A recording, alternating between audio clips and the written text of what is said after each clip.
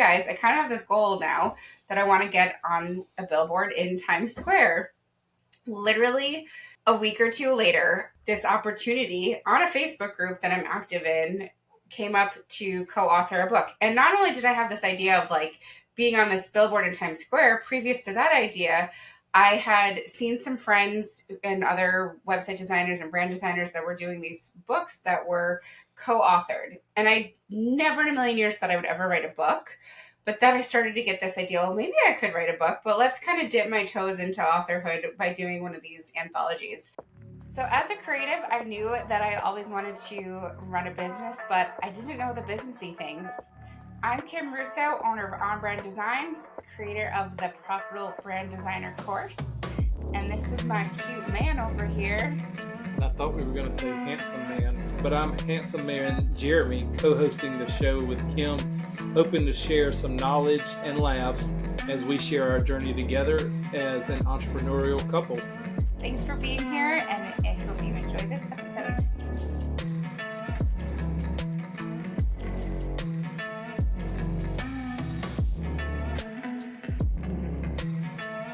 Hello, and we are back from a super exciting trip to New York City and wanted to share it all with you guys. Mm-hmm.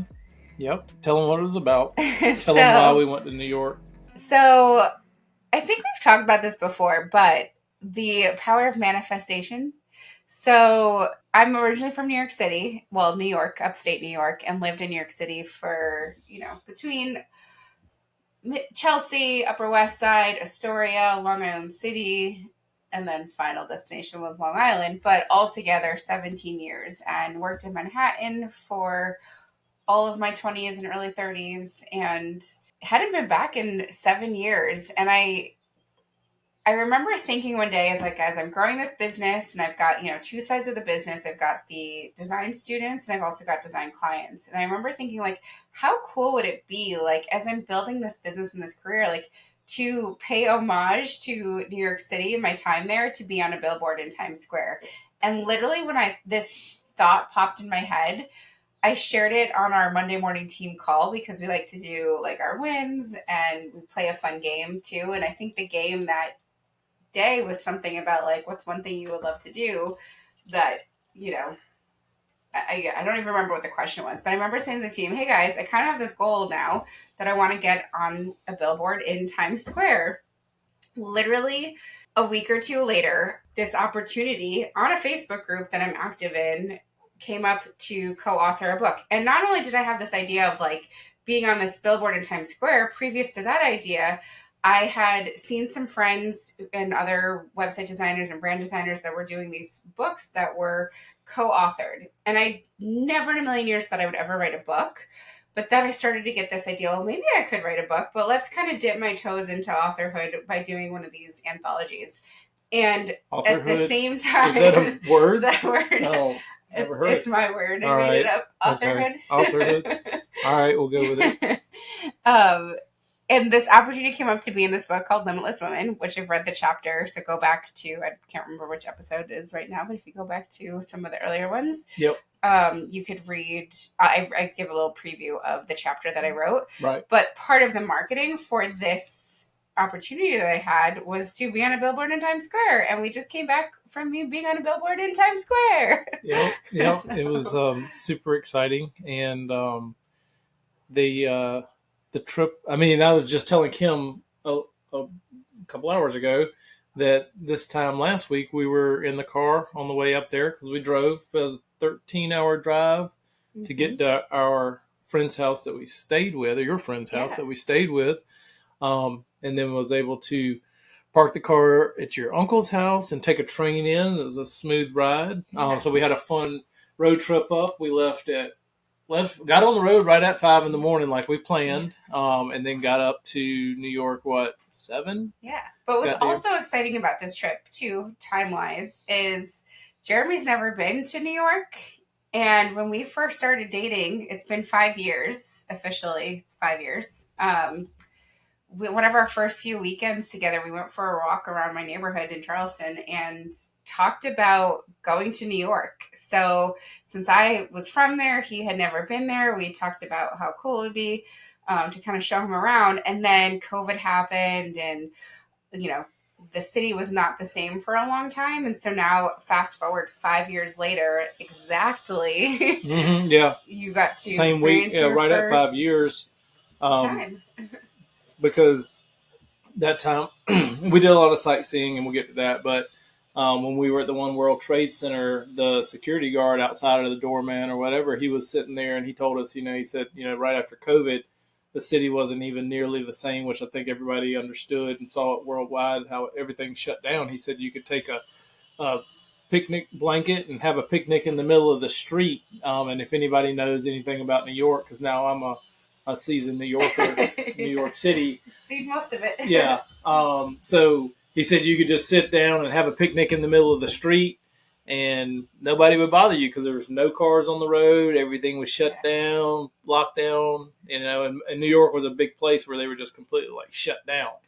So, he was saying you could see the tumbleweeds in the road. He said everything that was missing was the tumbleweeds, that was, because it was just so desolate and everything. Which I think would have been eerie from living in New York so long. I'm kind of glad I wasn't there to see that. Well, and we talked about it too, was that even from the time that we went, it was still, the city was, in my opinion, it had a lot of people in it because I'm used to, the country life and not really a lot of people being around, but there were still a lot of people, but it wasn't as packed as I thought it would be. Mm-hmm. There wasn't as many people.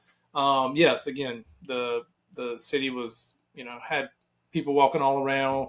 You get the typical things that you would think about New York City with the police sirens, the ambulance sirens, the fire trucks, the random people that are just yelling for no good reason, just blurting out random stuff. And so you get that part of New York City, but just being in Times Square, we were able to walk up and down and, a couple times with no, real crowds or anything. But, so, I mean, the trip, a lot of it had to do with the time that we went because it's after the holidays. It was February 28th was the day that we did the billboard, but we were there for a couple days before.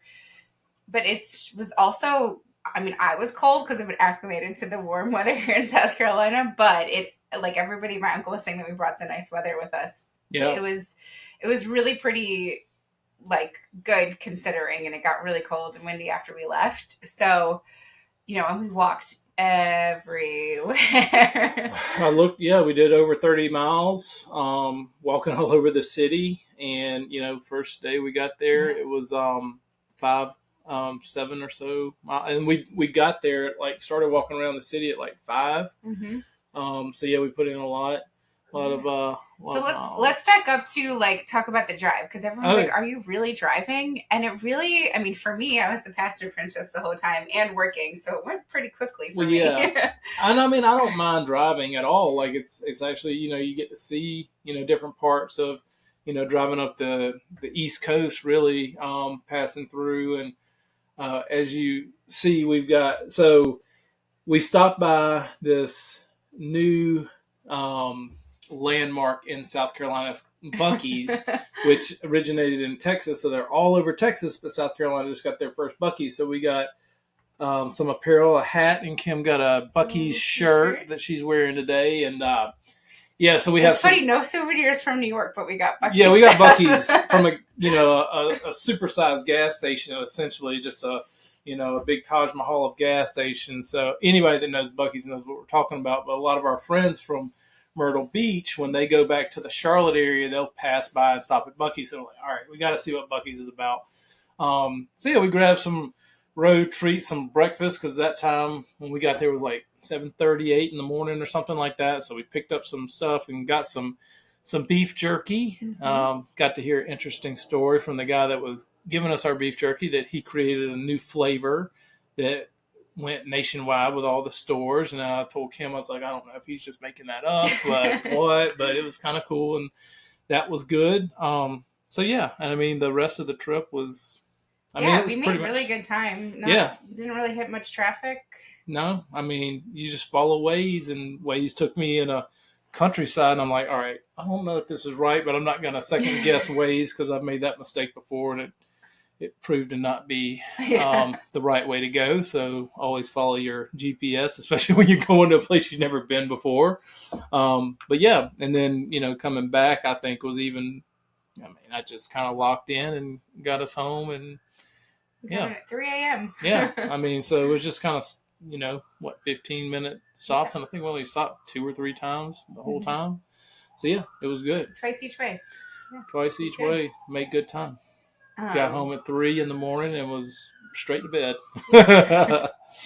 But we were both excited for this trip, and I planned it out, and everything just worked out so smoothly, to the time, to the T, covered everything and more that was on the list of things to do. And it was really cool for me too to be back in the city because it had been so long, and there's so many different buildings, like restaurants, stores, things.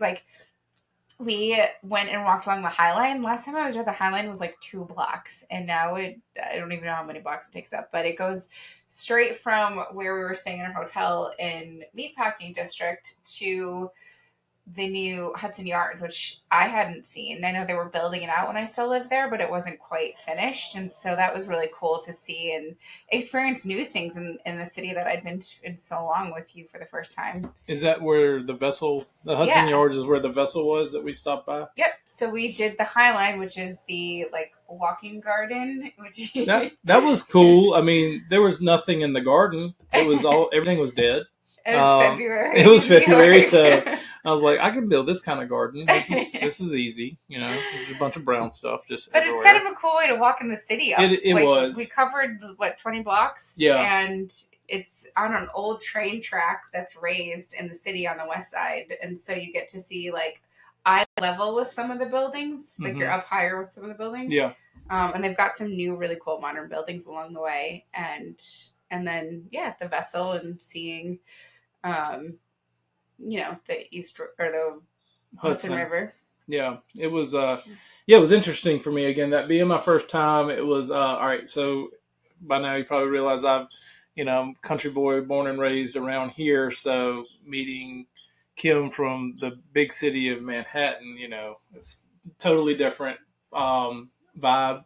So for me to get there and just see how people live in these tiny little apartments and just spaces so cramped and everything, I'm like, wow, how do they do this? So and then you got people just food is delivered there all the time, on bikes and stuff, and I'm like, something new since I've been there is the electric bike. There was no e-bikes then, and they were just whizzing by you all the time. I don't know how we didn't witness a wreck because there was just people just zooming past. I guess they know what they're doing better than I would. I'd be nervous about driving and all that, but so that was very, very interesting, and we got to go see where Kim went to school. That was the first night. Institute of Technology. That was interesting. Very cool to see her. But has anything really changed with the school? Or school's pretty much the same? Identical, except there are, what I did notice was they had the security turnstiles to get into the buildings. Yeah, you pointed that out. Which, back in 2001 to 2005, you could just walk in. You did have to show a badge, but that was about it. You mean on the street where they had the... Yeah, so any of the buildings. So when you saw the building in the corner, when we came around the corner, you could see that they had turnstiles there. And then the building that had the steps that I told you to hang out in, that was the main building. Both sides had turnstiles too. But back in my day, you just walked in and kind of waved your badge really quick. They also had it looked like the road was blocked off at certain times. I don't remember, but maybe. I don't remember it ever being blocked off and having cars to be let in. But everything else as far as the buildings and signs and all of that stuff, all the same. Yeah. So it was kind of surreal because when we were there, we're taking pictures and I'm showing him this is the stuff I used to sit on. And, I lived in New York City for a long time after I graduated, but I didn't, I might have passed by here and there, but it wasn't the same kind of nostalgia to go back after so much time and to be able to share that with you and realize that it's been 20 years exactly, I guess in May, that I graduated college, which was mind blowing, and felt like I looked like I could probably still go there. Yeah. Yeah. It was yeah, that was a big highlight, and how you was I didn't realize how close you were to like Madison Square Garden and Macy's, and kind of like, and then we went to Macy's, and I was like, oh, this is where they do the Macy's Day Parade, because I was always thinking it was somewhere near Times Square, which Times Square isn't that far. Oh yeah, it's pretty close. It's yeah, just so we sat there where they do all the, and I don't watch the Macy's Day Parade at all. It's always on Thanksgiving when I get home from my hunting adventures that on Thanksgiving Day, and I'm like, okay, that's cool. And you enjoy it, so that was cool to see, like, kind of where everything goes down for that. Yeah. So, and then I guess the next day, we saw the Empire State Building lit up for the Knicks game. Yeah, that's something I guess they do. Is like any sports team that's going on, they change the colors. So we came back, what was it, Friday night, and the Rangers game was going on, so everybody was leaving the stadium and going from there. But yeah, and then what was it, our first full day there, we were able to go down, and he showed me about the bagels of New York, which are, according to your dad, is better because of the water, which everybody said that. Bagels and pizza. Yeah, bagels and pizza because of the water. It's, apparently New York has good water, even though it doesn't seem like it would. But no, the bagels and the pizza was all great. Yeah, but the first day was going down to, Lower Manhattan? Yeah, so we covered so we stayed on 16th Street, so we kind of walked over and covered, walked through the rest of meatpacking and made our way down. We saw all the villages, Greenwich Village, Yeah, I saw my first breaking and entering in a store where we noticed a glass. That was kind of like West Village area. I was like, all right. Somebody tried to break into Somebody did break in. So they did break into two of the stores and got the things from the window. And so we walked by and saw this broken glass. When we came back like 7 hours later, they were fixing it. Yeah, so that was a New York sighting. Yeah. And then, then we got to eat in Washington Square and see that. Park, right by like the NYU area. Mm-hmm.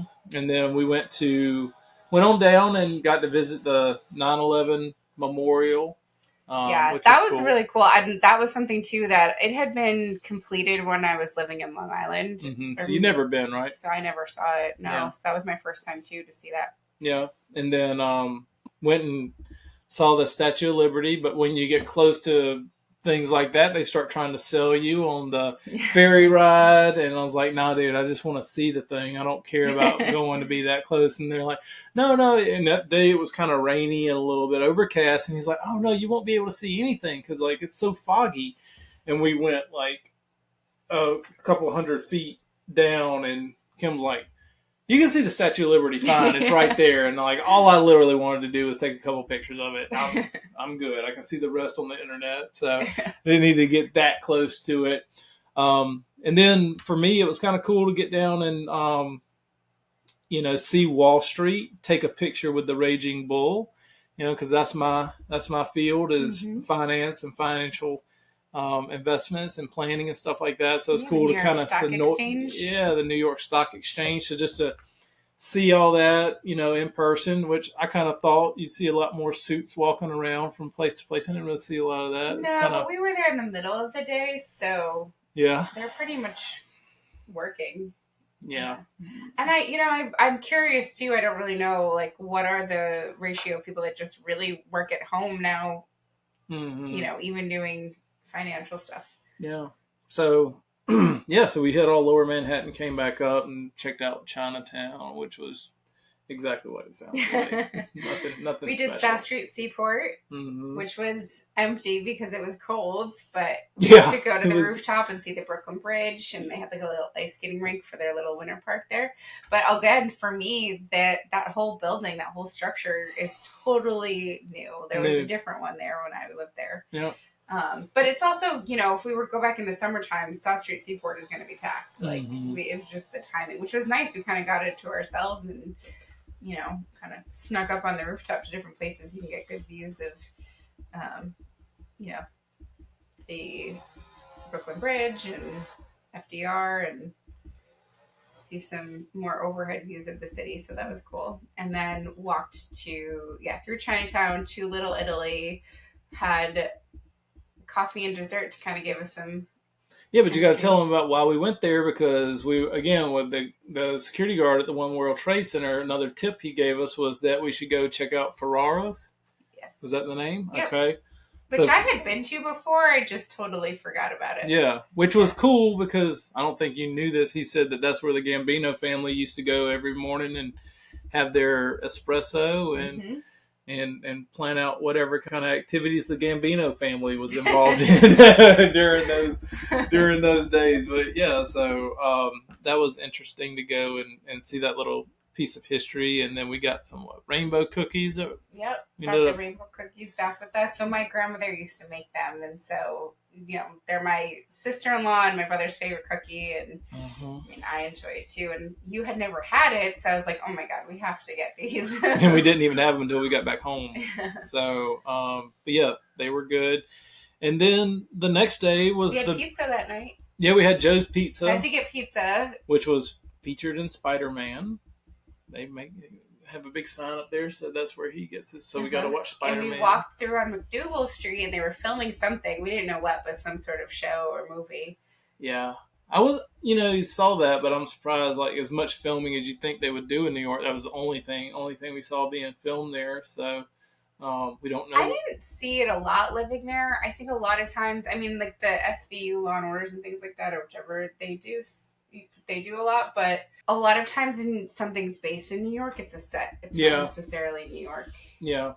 Because I kept asking her, because like Seinfeld and Friends and the cameo, the diner in Seinfeld was actually about 5 miles up north on the Upper West Side, then was too far out. Yeah, the only part we didn't cover the city's Upper West Side. We got all of Lower Manhattan, Chelsea, Midtown. We didn't go far west or far east in Midtown, but nothing really to see there. It's mostly residential. Went to Central Park the next day. So the next day... Well, yeah, I was going to say, like, the next day, that's where we started. Like, that was the highlight of our... everything planned out by location and being able to walk comfortably-ish. Mm-hmm. And then the next day, that was, again, the big to-do and the big celebration of Kim being in New York for the her being on the Billboard. And so it took a lot of it. But it was funny... when that was pretty much one of the only times we took an Uber in the city just to make sure that we got there and didn't have to walk, 3 or 4 miles to get there. It would have been just under 2 miles, but I didn't want to have to, I'm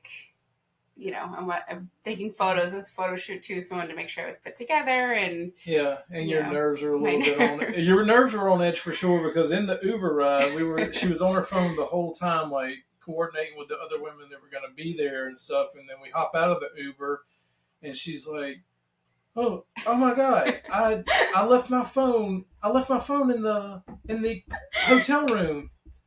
And I said, are you serious right now? It's in your hand. And I said, it's in your hand. I was holding this book right here. My phone has like a ring thing on it.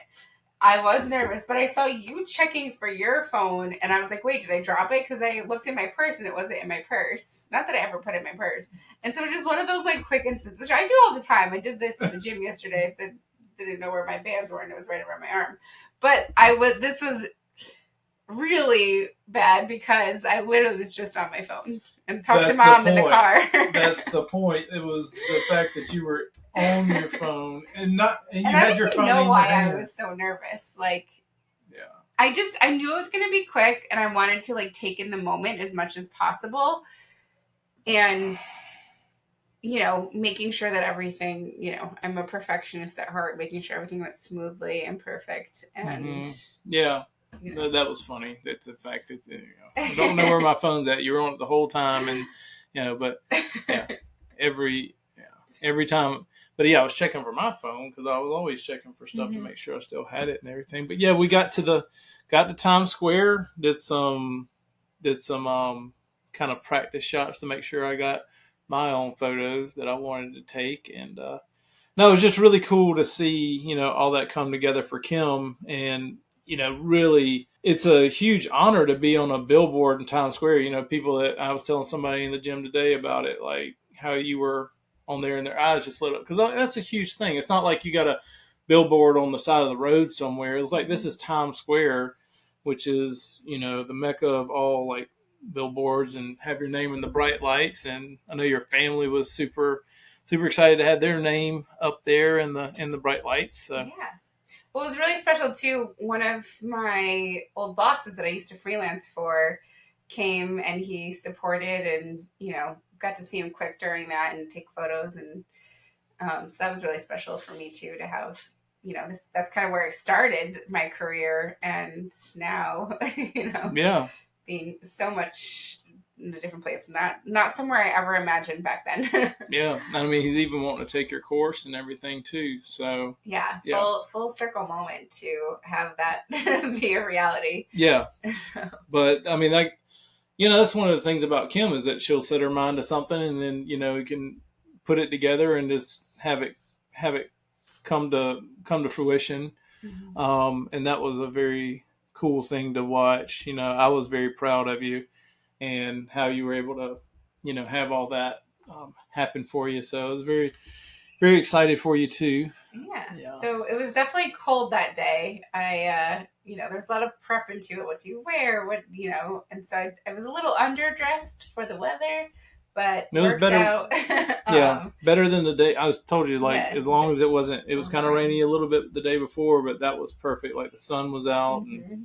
and everything came together. So yeah, so we met at the Hard Rock Cafe. So there was 9 other women that were in this book with me, but I think 7 was actually there, which was awesome, more than I actually thought. So it was great to meet these women in person because we've connected on Zoom. We've connected we have like a group chat.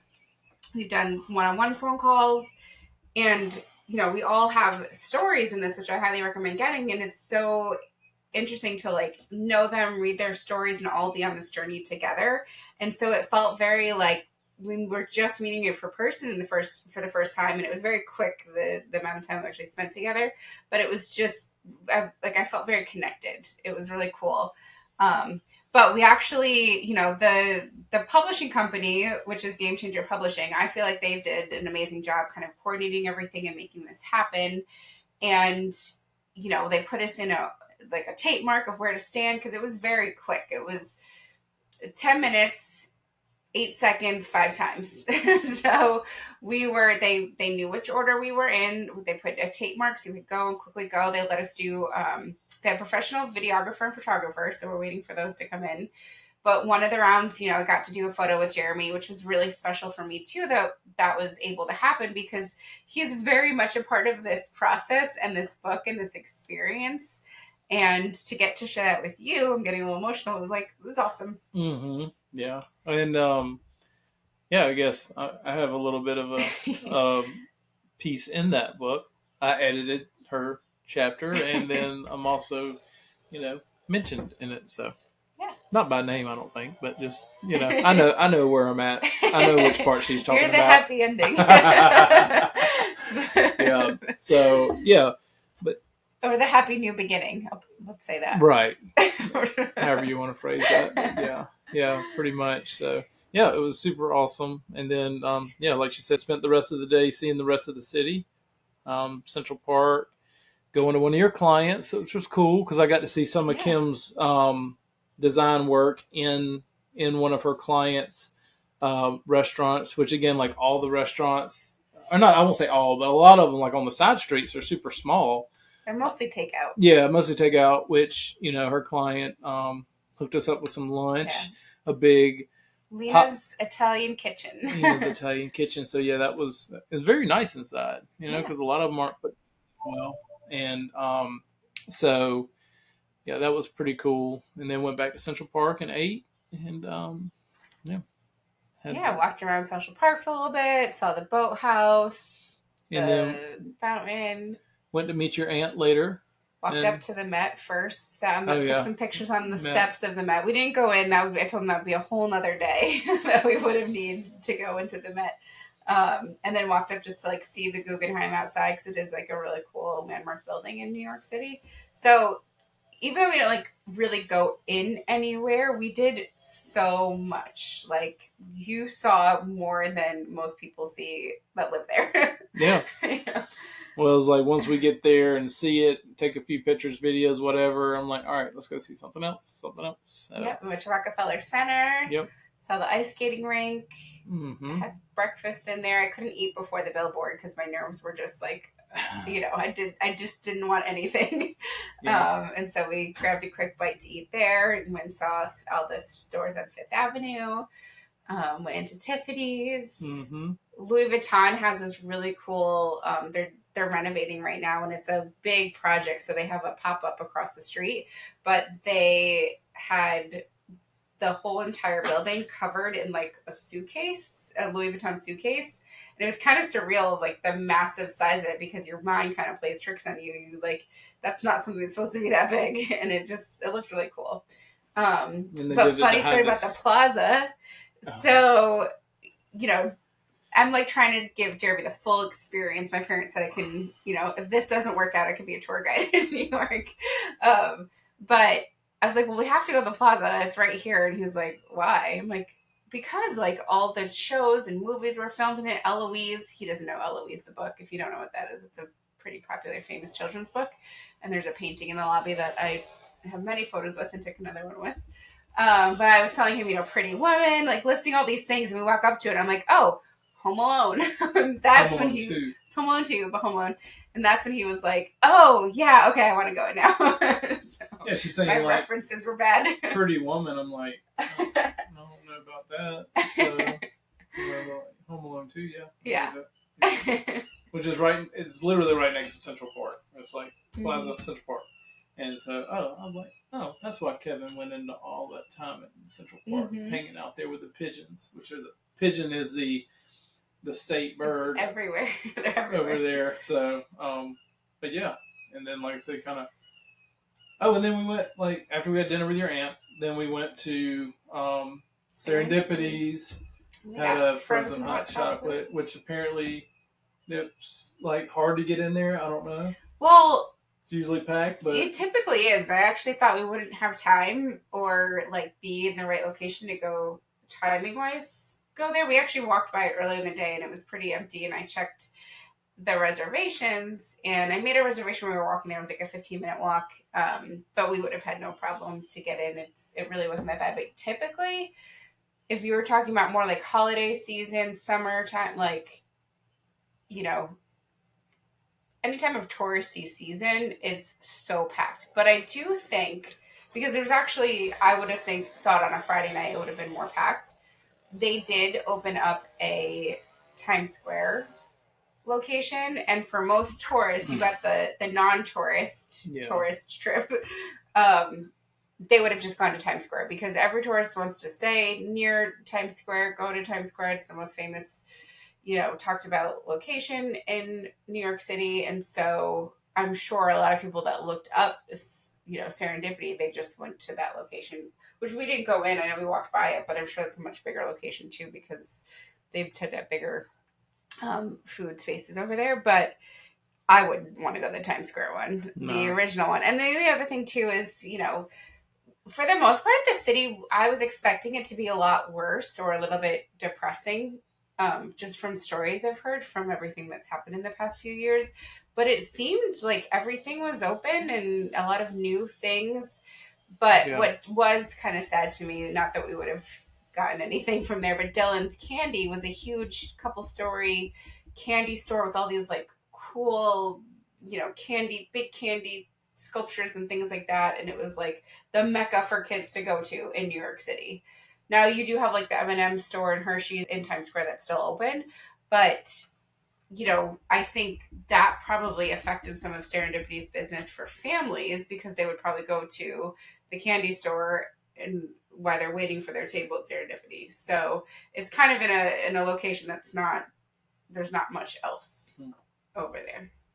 Yeah. But we got lucky to get in right away and shared and that was pretty much our last stop before we kind of rounded out the weekend. And, well, we did drop back by Town Square real quick just to see it at night because I'd only been there during the day with that morning for her photo shoot. Then saw little street performers. Yeah, which I was actually happy we did. So we cut up to Grand Central to see the Chrysler Building at night, and then walked over through Bryant Park, which we kind of got kicked out. It was like, there's nobody in here, and then a cop's like, yeah, because it's closed. And he like opened up one of the gates to be like, come on. And then walked over to Times Square to see it at night. Yeah. And then that day we got almost 36,000 steps. By the time we got back to the hotel room, I was done. Yeah, we got back, 11:30 or something. Yeah. So. And then 11:30. we finished it up and came on back home. Yep, got to spend some time with my cousin and uncle and aunt. So it was great. We everything went smoothly. Saw family, saw friends, and so glad we did this trip. Not only for the experience of the billboard and how exciting that was, and how I thought of the idea and then it just kind of happened, is really pretty magical. Yeah. Well, it's something you'll keep forever, and definitely help, promote you as a designer and your business. And we say, and the company, the publishing company even said it's a once in a lifetime opportunity, but I have a feeling that I'm going to be back up there again. Well, there you have it. Once she writes your own book. Yeah. So, Times Square number 2. Yep. So, thanks for listening. I hope you guys enjoyed hearing about our trip, and have to follow us on Profitable Brand Couple to see some more posts that we have from the trip. There's an awesome picture that we'll definitely have to post up there of you just coming out of Grand Central Station and seeing, looking up at all the buildings in the city for the first time. You were like a little kid. It was just so special, and just a moment that I won't forget either. Yeah, it was a good time. Yeah. Thanks, guys. Thanks for listening. We hope that you enjoyed listening to this episode as much as we enjoyed creating it. Make sure that you follow On Brand Designs on all social media pages and on Instagram, The Profitable Brand Designer, to get the latest episodes, releases, and tips and tricks for brand designers. And also, you can also follow us as a couple on Instagram at Profitable Brand Couple. That's profitable.brand.couple. So we hope you follow us there and like and comment. And subscribe and follow us on YouTube to see us in action. There you go. Thanks for joining. Bye-bye. Bye-bye.